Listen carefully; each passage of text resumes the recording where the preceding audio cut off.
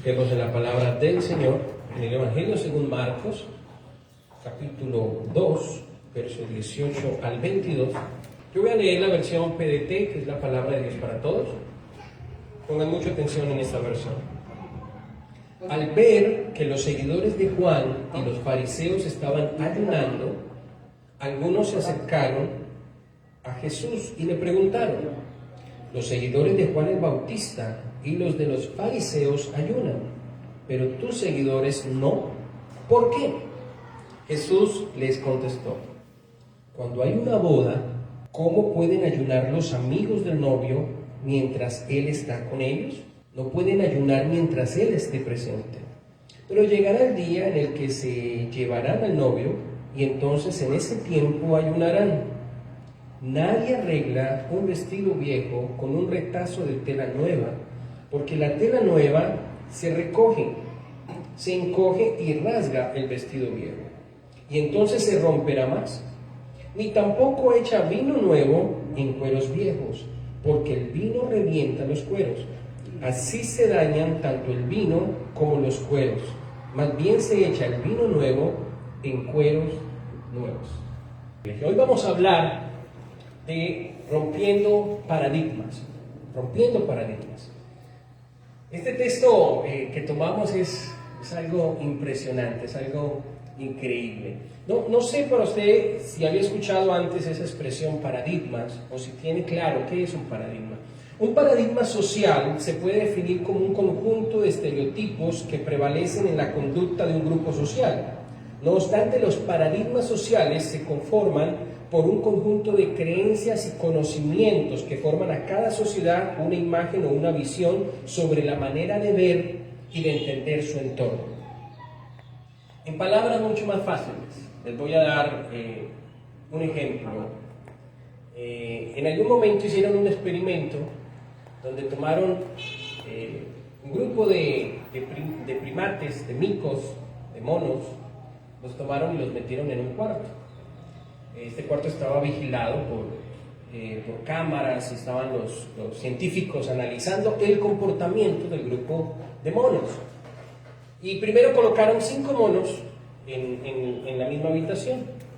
Y en esa habitación pusieron una escalera, y en la cumbre de la escalera colocaron una cantidad de bananos. ¿Qué cree que hicieron los monos cuando vieron los bananos en la escalera? ¿Qué haría usted si fuera un mono? Subir a buscar los bananos, ¿verdad? Es lo más lógico. Inmediatamente, apenas ellos vieron los bananos, agarraron y subieron y bajaron los bananos y se los comieron entre todos ellos. Pero al día siguiente volvieron y hicieron la misma escena. Pusieron la escalera y pusieron una mata de bananos allá, un montón de bananos allá.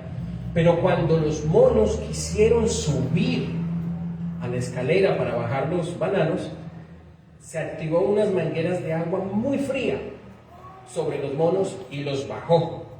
Y no le permitieron que subieran a tomar los bananos. Cada vez que un mono se atrevía a querer subir por la escalera a buscar un banano, ¿qué cree que sucedía? Se mojaban y terminaban cayendo de la escalera y no podían subir a comer los bananos. Así pasó por muchos días, y cada vez que el mono intentaba subir, porque los bananos estaban apetitosos, estaban deliciosos, estaban muy ricos, pero cada vez que intentaban subir, se bajaban con agua fría. ¿Qué cree que pasó después de 2 semanas?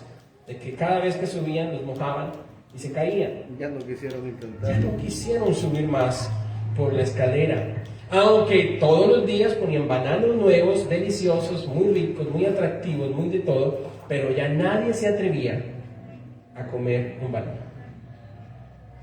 Después de un tiempo que en ese comportamiento, metieron un 6.º mono a la jaula, al lugar del experimento. Un 6.º mono que era nuevo, no sabía nada de lo que ocurría dentro de la habitación. Así que, ¿cree usted que hizo el mono cuando vio la escalera y vio los bananos? Subirse. El mono intentó subir, ya los otros no se movían, pero ese mono nuevo intentó trepar la escalera a tomar un banano de esos. ¿Pero qué sucedió? En el momento en que el mono intentó subir, los otros lo agarraron. Lo agarraron y no lo dejaron subir, porque los otros sabían que si él subía, se iban a mojar con agua fría y el problema iba a ser para todos. Se iban a llenar de agua fría. Así que lo detuvieron, pero el mono no entendía por qué lo detenían. Así que él siempre intentaba subir por la escalera, pero los demás lo agarraban fuerte hasta el punto de que lo golpearon, lo lastimaron para que no se subiera por la escalera. Y así sucedieron varias veces. Cada vez que el mono quería intentar subir, lo agarraban y no lo dejaban subir porque se activaba el agua fría y no permitían que pues todos se mojaran por culpa del mono nuevo que había llegado a la habitación. Después de 15 días, ¿qué cree que le tocó hacer al mono nuevo? Hacer caso. Hacer caso. Se adaptó al comportamiento de los demás y nunca subió la escalera, porque cada vez que quería subir a la escalera, los demás lo golpeaban, lo lastimaban y le decían no se suba. Nunca se mojó, pero nunca le permitieron subir la escalera, aunque los bananos estaban deliciosos. Después de varios días de ese comportamiento, ya el sexto mono se había adaptado al lugar, metieron un séptimo mono que nunca había vivido la experiencia allá. ¿Qué cree que fue lo primero que quiso hacer cuando llegó al lugar? Trató de subir a comerse los bananos. Pero ¿qué cree que hicieron los monos más antiguos? Lo detuvieron. ¿Y qué cree que hizo el mono anterior? ¿El sexto mono? También se unió a los antiguos y también le dio de sus copotazos, también lo dañaron, lo agarraron, le pegaron y no permitió que subieran por eso. Si le preguntáramos al sexto mono ¿por qué hizo eso? ¿Qué cree que debió haber dicho? Porque los demás lo hacían. Sencillamente porque los demás lo hacían de esa manera. ¿Él se mojó? No. ¿Él experimentó el agua fría? ¿Él experimentó que lo bajaran un chorro de agua? No. Sencillamente la comunidad con la que estaba, sencillamente el grupo social con el que estaba, le generó a él un comportamiento, una actuación. No sabían por qué, no sabían en qué momento sucedió. Si le fuéramos a preguntar a los primeros monos, muy seguramente ellos tuvieran la respuesta, ¿verdad? Dijeran, no es que no subimos, porque cada vez que subimos, pues hay agua que nos moja a todos por culpa del que sube. Y nos vamos a quedar llenos de frío todos. Por eso no subimos allá. Pero el sexto mono y el séptimo mono nunca supieron el por qué lo hacían. Así se crean los paradigmas. Usted lo ve en la iglesia, las iglesias, las diferentes iglesias, hermano, ¿y por qué lo hacemos de esta manera? No sé, yo cuando vine a esta iglesia, todos usaban corbatas, por lo tanto todos tenemos que usar corbata. Cuando yo venía a esta iglesia, todas las hermanas usaban faldas larguísimas y se colocaban una, ¿cómo se llama? Mantelina. Una mantelina. Y pues al final, pues todos tenemos que usarla porque uno, si no la uso, me va a sentir que no compagino con el grupo. En una ocasión me invitaron a Uruazapa donde vivía antes, ¿verdad? Y llegué a Uruazapa a predicar donde el hermano Nicolás, muy bien. Y me llamó la atención porque cuando el hermano Nicolás iba a nuestra iglesia, tomaba una de las guitarras, que por ahí debe estar, y él comenzaba a tocar la guitarra en la iglesia nuestra, donde estábamos en el grupo. Y él tocaba la guitarra y cantaba alabanzas con la guitarra muy bonito. Pero cuando llegamos a la iglesia de él, yo estaba esperando que él sacara la guitarra, tocara las alabanzas, nos gozáramos y luego yo predicar, porque me invitaron a predicar. Pero empezó el culto y todo fue a capela, así como canté hace un momento. Nada de instrumentos, ni un pianito, ni una guitarra, ni nada de eso. Y yo le digo, hermano, ¿y qué pasó? ¿Y por qué si usted es un músico? Me dice, no, hermano, es que en nuestra iglesia no tenemos esa costumbre. Nuestros fundadores, los que trajeron el evangelio, nos dijeron que los apóstoles nunca tocaron guitarra, que los apóstoles nunca tocaron un piano, que los apóstoles no utilizaron las alabanzas o la música de esa manera. Por lo tanto, nosotros que somos apostólicos no podemos hacer tal cosa. Y nos metemos en ciertos paradigmas, en ciertas circunstancias y vivimos ciertos comportamientos sencillamente porque otro así lo hacía y otro así lo prefirió, pero no porque fuera correcto o no porque sencillamente lo enseñara el Señor. Me estoy haciendo entender. Porque a mí me llama la atención el Evangelio. Cuando empiezo a leer la palabra del Señor, cuando empiezo a leer el Evangelio, me doy cuenta que el Señor Jesús viene a este planeta, a este mundo, se hace presente para romper cualquier cantidad de paradigmas, para romper cualquier cantidad de comportamientos religiosos de ese momento. Y por eso me encanta la iglesia Linaje, la iglesia que tenemos ahora. Porque la iglesia Linaje tiene como prioridad romper paradigmas, quitar todos esos comportamientos que no sabemos ni por qué. En alguna ocasión me invitaron a predicar a una iglesia y me fui, pues no así barbado, porque antes no me salía tanto pelo en la cara, ¿verdad? Pero siempre me salía uno que otro. Y cuando llegué a la iglesia, el pastor casi no me deja predicar, porque llevaba barba. Entonces lo primero fue, hermano, denle para una prestobarba al pastor, porque vaya, denle 2,000 pesos para que compre una prestobarba. Como si la unción dependiera de cuánto cabello tuvieras en tu rostro. Son paradigmas. Yo recuerdo, me tocó vivir la época donde los pastores exigían literalmente que todo aquel que viniera a la iglesia usara corbata. Si usted no tenía una corbata no podía entrar al templo. O si usted no tenía una corbata no podía servir al Señor en el altar. Si usted venía en tenis a la iglesia no podía cantar. Por eso usted ve que hay ciertos comportamientos del hermano Leo y ciertas formas que uno dice, ¿y por qué el hermano Leo es así? Lo que pasa es que estoy tratando de cierta manera de romper ciertos paradigmas que hemos tenido por años en nuestra cabeza, que nada tiene que ver con la palabra del Señor, que nada tiene que ver con lo que el Señor exige o pide o busca de nosotros. ¿Me hago entender? Amén. Porque nuestra vida debe estar precisada en un principio fundamental que está en la Escritura. Y el Señor lo declara en Marcos capítulo 3, si mal no estoy, en la tentación de Él, cuando está en el desierto, que es tentado por el diablo. Él declara un principio para poder vivir. ¿Usted quiere vivir sanamente o quiere vivir conforme a la voluntad de Dios en esta tierra, hermano? ¿A usted le gustaría vivir bajo la voluntad de Dios? Porque el vivir bajo la voluntad de Dios trae muchísimos beneficios. El vivir bajo la voluntad, o sea, bajo la obediencia de la palabra de Dios, trae muchísimos beneficios. Y entonces el principio para que lo logres hacer es sencillo. Y está ahí en el capítulo 3, en el capítulo de la tentación de Jesús. Y el Señor le contesta al tentador y le dice, escrito está. Si tú haces que tu vida, que tu comportamiento, que tu vida sea un escrito está, harás que tu vida sea diferente. Harás que tu vida sea especial. Harás que tu vida tenga un propósito en la palabra del Señor. ¿Me estoy haciendo entender?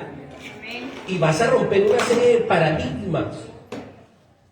Yo lo primero que hago cuando hablo con alguien que viene de pronto de otra doctrina o que tiene otros comportamientos a los míos, es preguntarle, ¿y por qué haces eso?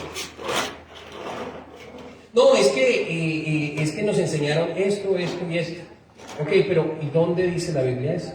¿Dónde dice la Biblia? Mire, hay muchas cosas que nosotros como iglesia de este siglo, de este tiempo, hacemos que los predicadores o que los primeros cristianos, la iglesia primitiva nunca hizo. Hay muchas cosas que nosotros hacemos que la iglesia primitiva nunca hizo. Pero eso no quiere decir que sea malo. Eso quiere decir que los tiempos han cambiado. Y lo que no puede cambiar es la esencia del mensaje. El escrito está. El mensaje de la palabra del Señor, eso no puede cambiar. El Evangelio de Marcos, yo le invito a que leas, ojalá, el libro de Marcos. El Evangelio de Marcos es uno de los evangelios más cortos, pero a la vez es el evangelio que va directo a la médula religiosa. Va directo a decirle al religioso, así no son las cosas. Es tremendísimo porque los líderes religiosos comienzan a tener problemas con Jesús. Porque Jesús se supone que es un rabino que apareció de repente, porque no era un rabino conocido, porque no era un rabino del Sanedrín, no era un rabino de los seguidores de las dos líneas que habían en aquella época, porque habían dos escuelas teológicas en aquella época, pero de repente aparece una tercera línea, que es la línea del Nazareno, de este Jesús que apareció de repente como maestro, pero que tiene obviamente una trayectoria desde muy niño, porque a los 12 años tuvo la oportunidad de sentarse a hablar con los doctores de la ley en el templo y de enseñarle, un niño enseñarle a los doctores de la ley la palabra de Dios correctamente. Pero en este evangelio encontramos entonces que Jesús comienza a ser esa piedra de tropiezo para aquellos que se creían los edificadores de la fe en el Señor, a los judíos. Comienza a ser esa piedra de tropiezo y comienza a romper los paradigmas que por siglos, que por años se habían establecido en la religión judía en aquel entonces. Y vemos primero a un Jesús sanando a la suegra de Pedro. Uno dirá, pero ¿quién sana a la suegra de él? Y luego la gente se pregunta, ¿por qué Pedro negó al Señor 3 veces? No, mentira, eso es broma. Es broma. Pero Jesús sana a un leproso. ¿Sabe? Según las normas de sanidad, un leproso no podía estar delante de la sociedad. No podía vivir en el pueblo. Tenía que estar a las afueras del pueblo.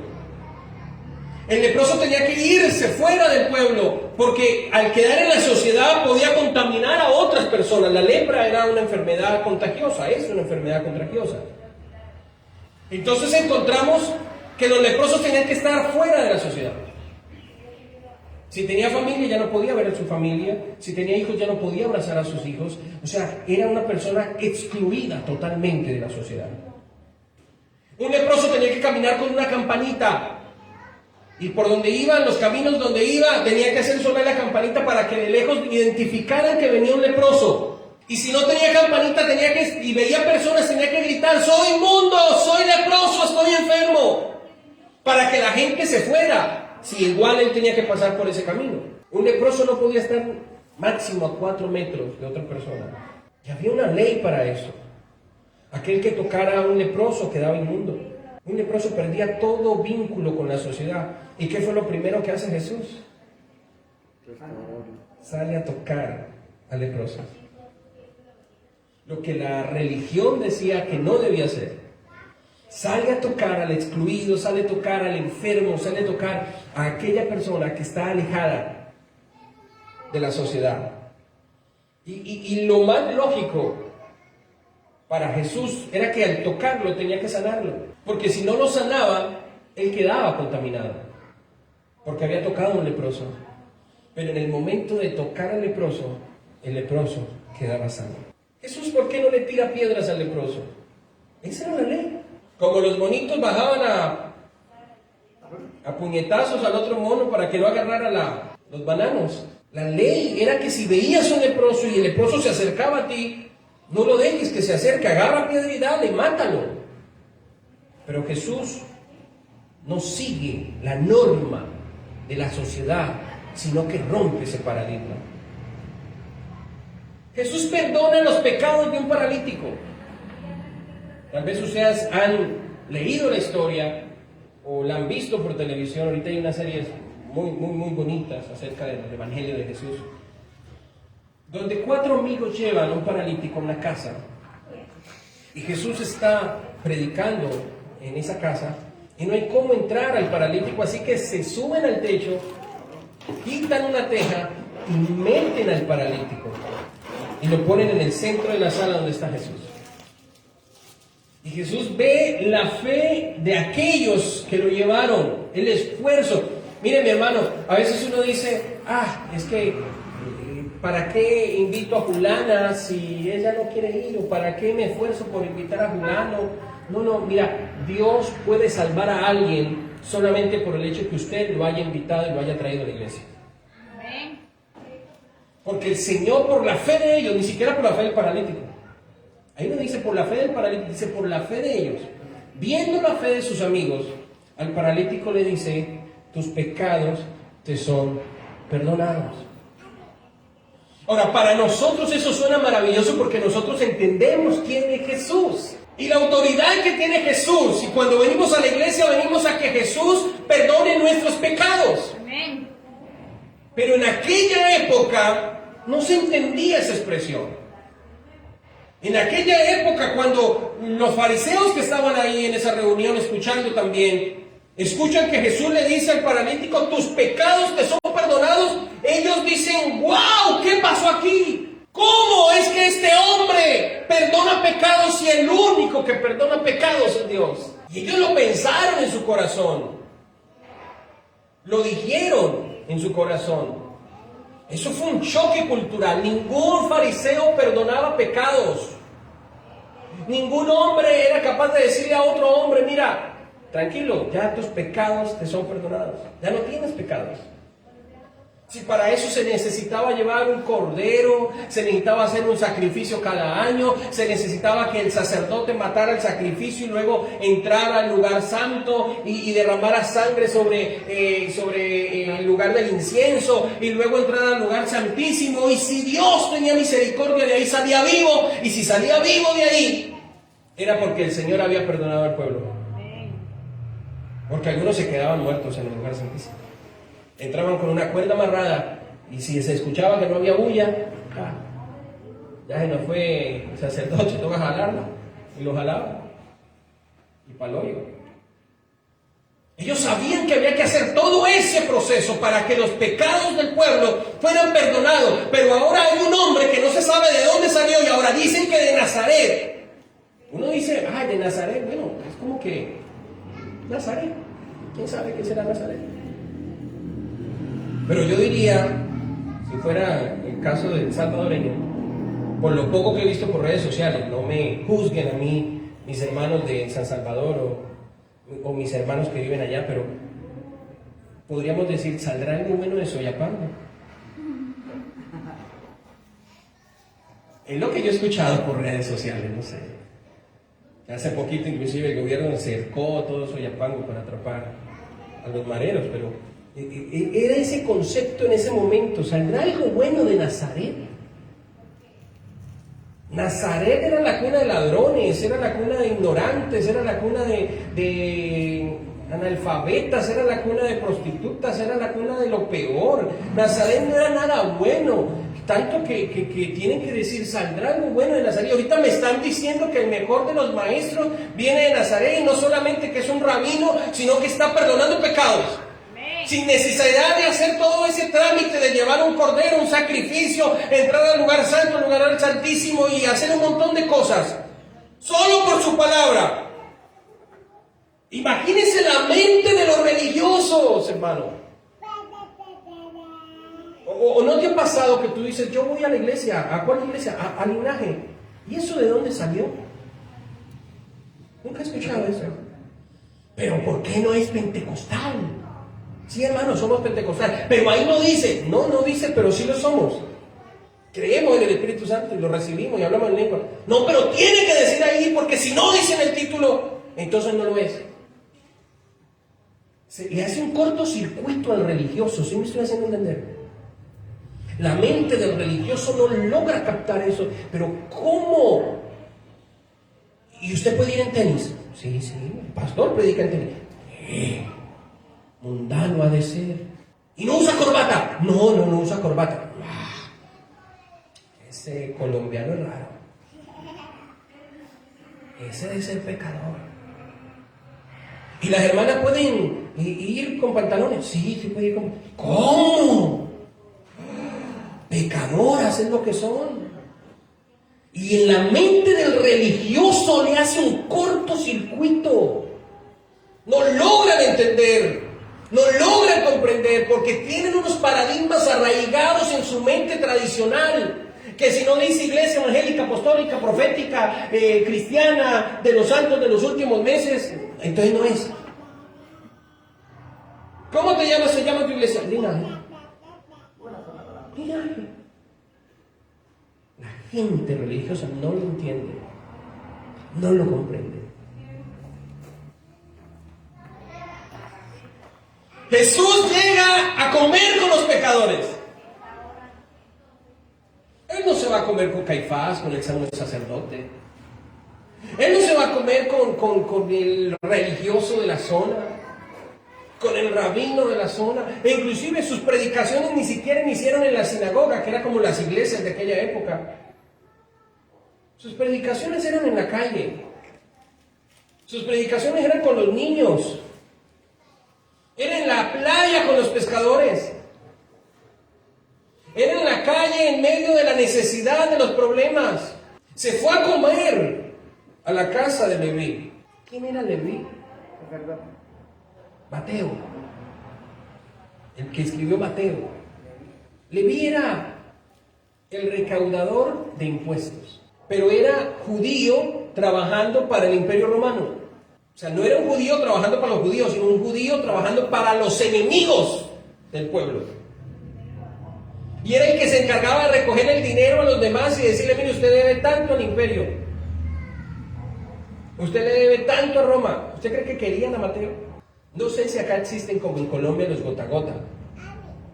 Los gota gota son aquellos prestamistas que uno está necesitado y uno dice: necesito 100 pesos, $100.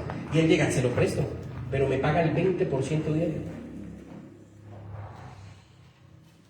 Usted por la necesidad lo recibe, pero al menos usted ya, cada vez que usted ve el gota a gota, lo ve con amor. Usted no lo quiere ni ver, y ni siquiera porque la plata fuera de él, porque ni de la plata es de él. Tiene un jefe más arriba que lo mandan a cobrar todos los días. Hasta te amenaza, dice: si no paga, te llevamos sus hijos. Y dice: no, pues llévese y me lleva a mí también, porque la cosa está dura. Pero es fuerte el tema. Mateo no era querido por la sociedad de su mismo pueblo. En la serie que aparece en Netflix y que está libre en internet, que se llama Los Elegidos, de Ángel Studios, muestran cómo Mateo no podía salir a la calle por sí solo. Tenía que ir con una escolta. Cómo la mamá y el papá de Mateo no lo recibían en su casa. O sea, para sus padres él era un traicionero. Traicionó sus raíces, traicionó su pueblo, traicionó a todo el mundo. Y es impactante ver la situación que vive este hombre, solo. Pero Jesús se va a comer con él. Lo critican porque dicen: en vez de ir a hablar con los santos, en vez de ir a hablar con el reverendo fulano de tal, en vez de andar en las iglesias grandes, en vez de estar en denominaciones poderosas, prefieres ir a hablar con prostitutas, prefieres ir a hablar con ladrones, prefieres ir a hablar con pecadores. Fue un día a la casa de un hombre que había sido leproso. Y el Señor dice: yo no vine sino por los que necesitan de mí. El que está sano no necesita de médico. Hermanos, si usted y yo estamos hoy aquí en esta iglesia, no es porque estemos sanos espiritualmente. No es porque seamos los santos, aunque yo a todos ustedes los veo con alitas cada vez que vienen aquí, y ya volando, y el coro celestial. Alitas de pollo. Alitas de pollo. No, si venimos aquí es porque necesitamos de Jesús. Si venimos aquí es porque somos pecadores. Si venimos aquí es porque todavía nos agobia y nos tienta el pecado. Porque todavía sentimos ganas de salir corriendo al mundo. Pero venimos aquí porque aquí hay un Señor que no nos juzga. Aquí hay un Señor que nos abraza. Aquí hay un Señor que no es como las religiones tradicionales. Aquí hay un Señor que está dispuesto a abrazarnos, a amarnos y a decirnos: yo morí por ti fue que vine a esta tierra. Aleluya. ¿Sabe? Jesús andaba con sus discípulos que no ayunaban. ¿Recuerdan el texto al comienzo? Los discípulos de Juan ayunaban. Y uno se pone a pensar: ¿cómo no iban a ayunar si vivían en el desierto? O sea, ¿qué comida había en el desierto? Era un ayuno forzoso. Está como una vez en mi vida religiosa anterior, un fin de año, la última semana me fui a ayunar a la iglesia. Y los diáconos de la iglesia decían, hermano Leo sí es consagrado, qué varón de Dios, 7 días ayunando en la iglesia. Lo que no sabían era que no teníamos mercado en la casa. Era un ayuno forzoso. Necesitábamos ayunar.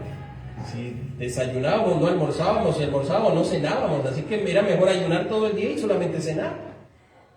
¡Oh, qué varón de Dios! Los conceptos. Los fariseos ayunaban también. Y entonces llegan donde Jesús y le dicen, maestro, ellos ayunan, pero los tuyos, solo trague que trague. Solo coma que coma y les multiplicas el pan y los peces. Y les das pescado. Y hay milagros, se les multiplica hasta el vino. Borrachos es lo que son. Pero la respuesta de Jesús ni siquiera tiene que ver con el ayuno. No sé si notan.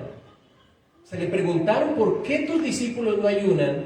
Y la respuesta de Jesús es una palabra que para ese entonces era algo que explotaba la mente de la gente. Tú no vas a tomar un vestido viejo que se rompió, tiene un roto el vestido, y no lo vas a remendar con tela nueva, porque la tela nueva, ¿a usted no le pasa que compra? A mí me pasa siempre, yo compro una camisa y después de que la lavo me la voy a poner, me queda apretada. Pero es porque se achica, no porque yo me engorde. No es por las pupusas, ni los tacos, no. Pero normalmente la tela nueva se achica. Y al achicarse se rompe el vestido. Se rompe. Y la gente dice, pero ¿eso qué tiene que ver con la pregunta que le hicimos? ¿Qué tiene que ver con el ayuno? No entiendo nada. Y luego le dice, mira, si estamos de fiesta, si te invito a un matrimonio y yo soy el anfitrión, los matrimonios en aquella época no son como los matrimonios de hoy en día. Hoy en día muchos se casan ni siquiera hacen fiesta.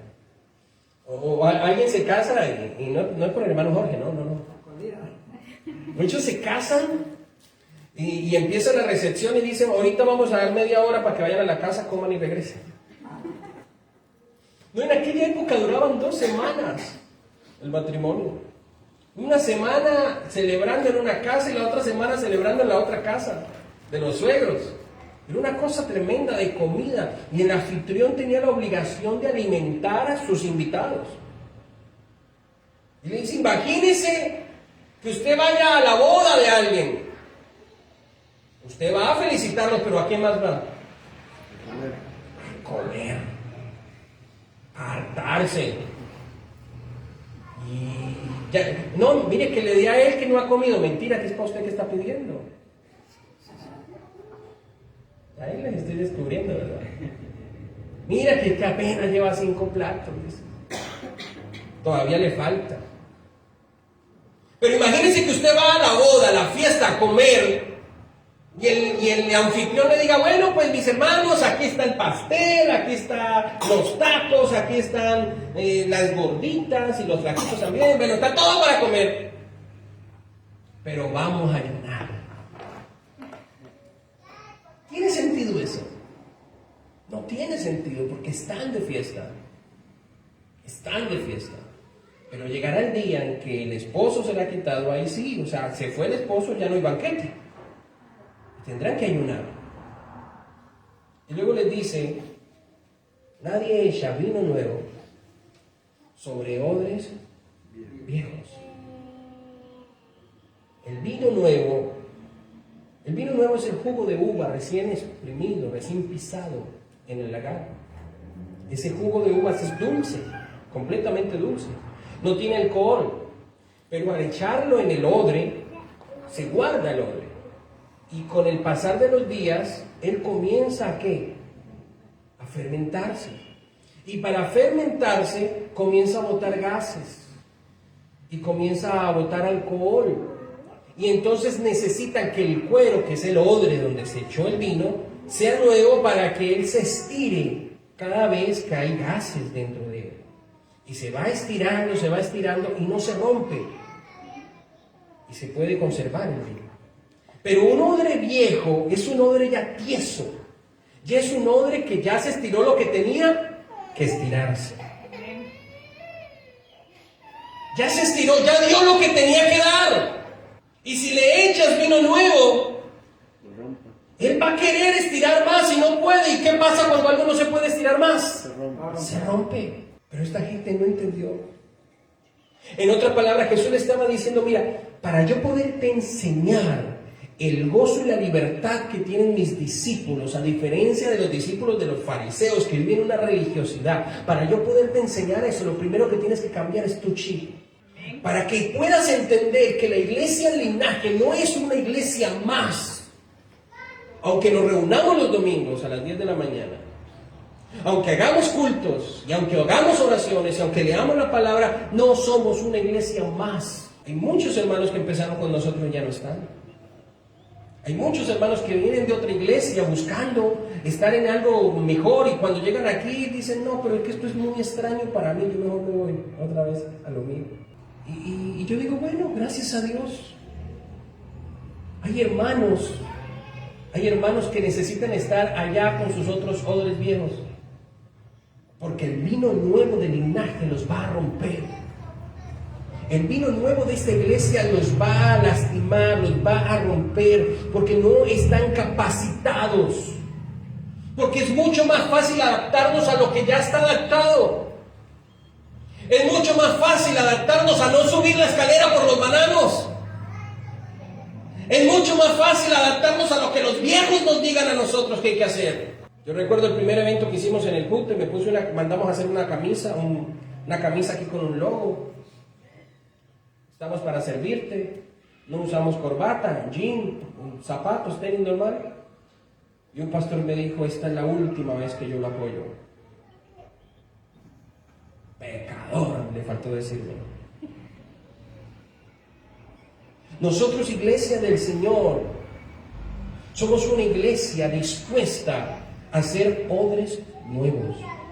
Porque mi hermano, si usted no está dispuesto a hacer algo diferente, si usted está buscando una religión más, donde usted vaya a darse golpes de pecho, y vaya a ponerse una mantelina para poder sentirse santa, y vaya a ponerse una falda larga para poder sentirse santa, aunque saliendo a la calle mienta, aunque saliendo a la calle haga cosas que no tengas que hacer, mi hermano, este no es tu lugar. Aquí lo que buscamos ser es transparentes.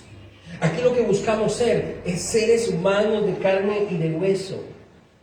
Seres humanos dispuestos a cambios, seres humanos a diferencias, seres humanos que vivamos como dice la palabra, pero entendiendo que estamos en un tiempo diferente. Seres humanos que estemos dispuestos a amar al otro, aunque sea diferente a nosotros. Seres humanos que estemos dispuestos a que las cosas cambien. ¿Tienes tatuajes? Esta es la iglesia para ti. ¿No te gustan los tatuajes? Esta es la iglesia para ti. No tenemos problema con eso. Pero conozco iglesias y mensajes y predicadores. Te hiciste un corazón en la mano. Ya, te condenaste. Córtate la mano mejor. ¿Dónde dice la escritura eso? Saliste de tu trabajo y vienes en pantalón. El Señor ya no te acepta, ya no te recibe. ¿Dónde dice la palabra eso? Si cuando estábamos allá en lo más vil del mundo, allá el Señor nos miró con amor y nos rescató. Él no se puso a pensar cómo estábamos vestidos, Él no se puso a pensar cómo es, nos metió su mano y sacó de allá de ese lugar. Amén, amén. Obvio que muchos comportamientos tienen que cambiar, obvio que muchas formas de ser tienen que cambiar, pero tienen que ser conforme a su palabra y conforme a su amor. Gloria a Dios. El Señor nos va a bendecir. Amén. ¿Qué tipo de odres eres tú? ¿Sabe? Las iglesias y muchos de nosotros, yo no sé si a usted le ha pasado que a veces quiere invitar a alguien a la iglesia y usted antes de invitarlo comienza a detallarle. Dice, no, este es muy borracho, ¿para qué lo invitamos? Le gusta mucho la rumba, ¿no? Otros dicen, no, es que esta muchacha o le gusta el uno, el otro, anda mal. No. María de los Guardias le dice, no. ¿Usted no le ha pasado así que como que usted antes de invitar a él como que lo determina y lo evalúa a ver si tiene características para ser cristiano o no? Fulano, no, si ese es más mentiroso, no, es más tramposo para los negocios. Como que quisiéramos tener aquí a los más santos, a los perfectos, a los que ya son evangélicos. Hermano querido, cuando el Señor escogió a sus discípulos, escogió los que menos creerían que iban a escoger. Pescadores, con redes, en pantaloneta. Bueno, en esa época no creo que usaran pantaloneta, ¿y quién sabe qué usaban para ir a pescar? Pero no me imagino que se metieran en batolas a pescar, en faldas a pescar, sin camisa. A eso los escogió. Recaudadores de impuestos que nadie quería, a eso los escogió. A todos aquellos que la sociedad había determinado que no podrían llegar a ser sacerdotes, que no podían llegar a ser rabinos, que no podían llegar a ser maestros de la palabra, aquellos que la misma sociedad los había señalado y los había excluido porque no habían estado preparados o capacitados para ser parte del Sanedrín, aquellos fue que el Señor escogió, aquellos que son diferentes, aquellos que están dispuestos a aprender cosas nuevas cada mañana, aquellos que están dispuestos a salir de los paradigmas tradicionales, aquellos que están dispuestos a marcar una diferencia. A esos los llamó el Señor. ¿Estás dispuesto a romper paradigmas? ¿Estás dispuesto a dejarte moldear por el Señor y a recibir un vino nuevo, una revelación nueva? Pónganse en pie, tengan la bondad.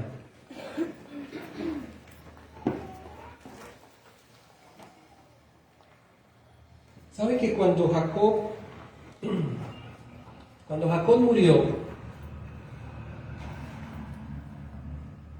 su padre y su abuelo habían sido siempre peregrinos? Dios llamó a Abraham y le dijo: sal de tu tierra y de tu parentela.